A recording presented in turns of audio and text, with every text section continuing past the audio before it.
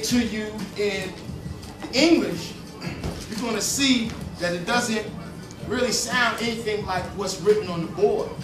And the reason is because Hebrew is impossible to translate into English effectively. I've been encouraging people, don't throw out the bathwater and the baby together. Don't throw your Bibles away. Don't throw your Qurans away either. Your ancestors hid things within them for you to reawaken certain concepts and spiritual potencies that are present and there for you to use. You can take your enemy off of the planet and out of existence by simply utilizing that which your ancestors have provided for you. So, in the book of Kings, chapter 11, it says, and the priests were not able to stand to minister because of the cloud, for the glory of Jehovah had filled the house of Jehovah. So when he say that, they saying that the priests inside the temple could not see or could not continue administering because they had invoked the presence of Jehovah. But they said that Jehovah came down and they coupled the word with glory. You see this word? The word is kabbalist, right? Kabbalist. The word also means liver, but it equals the number 32, and 32 is indicative of that which is in the center. Because 32 is a numeric suffix root of the word Kabbalah, or Kabbal, which means 132, as well as Muhammad. Now 32 is very significant because 32 describes the 32 paths or planes of existence that 22 letters and 10 numbers interact with. So now the number 32 is also indicative of the first letter in the Bible and the last letter in the Bible, because 32 equals Bel, which is, when you hear Bel, you hear what? When people say Bel, that's what? Baal, that's what? God. The God Baal. Everybody tell you to have negative connotations about?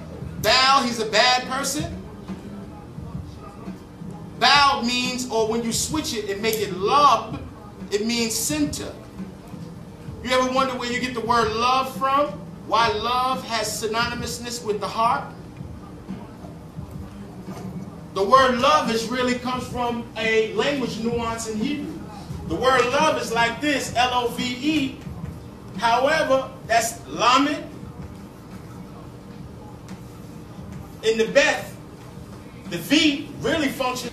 Whenever you light a candle, you should always snip the tip to make the candle yours.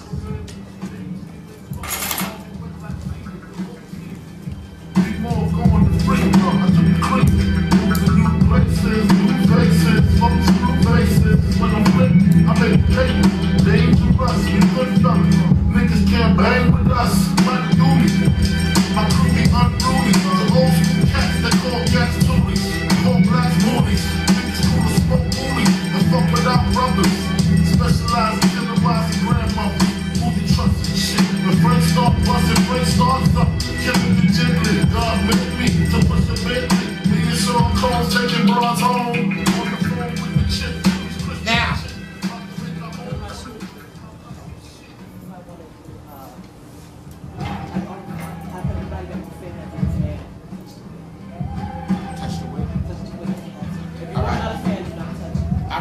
Now, it's allowed to, based off of its pursuit of polarization, right? Light always seeks to be polarized.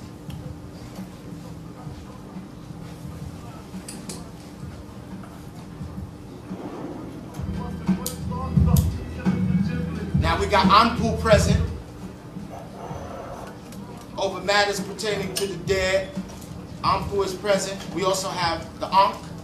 Right? You can have different symbols to hoist these things for you and also take these things with you. Like I have some beads that I see the brother, you got some too. These are real bones. They're Tibetan bones from yak. So it was a real soul lived around them. One thing very interesting about bones is bones came out of nowhere when you think about it. when your mother and your father coalesced, prior to them actually doing it, they made a decision. The decision is what created the bones that exist in this world forever. The bones is the last thing that leave. So if anybody knows anybody in federal custody, if you have any family that's in the federal custody, one of the things that the feds do is they don't let, when you die in their custody, they don't let your family, as the final blow, have your bones. See? Your bones are very important. Every time in the Bible they tell you that the great prophets, they take their bones and bury them in the company of their fathers. You know what I'm saying? So bones is very important. The Tibetans had this chain that has 90-something Johns on it, or 100 and something pertaining to their, what you call it, but I broke it down to 50. So who wears 50 skulls around their neck? Right. So I created my own anchor with my own symbolisms to invoke the presence of my own personal relationship with the spirits at large.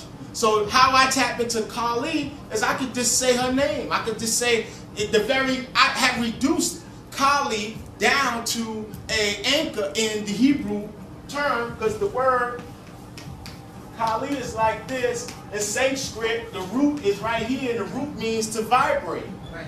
So now in Hebrew, we have Kal, which means instrument, or it means all. So I created for myself a psychological anchor, then I have something material to hoist it to. You understand? Something that came from nowhere and is now here forever. You see what I did?